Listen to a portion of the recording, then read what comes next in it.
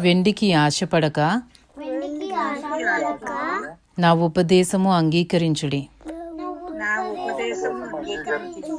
మేలిమి బంగారు నాశింపక తెలివినొందుడి.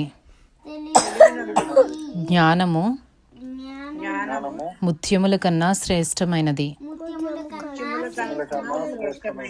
విలువగల సొత్తులేవియు దానితో సాటి కావు. జ్ఞానమును నేను చాతుర్యమును నాకు నివాసముగా చేసుకుని ఉన్నాను.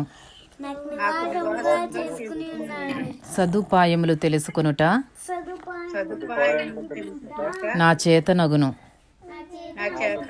యెహోవా యందు భయ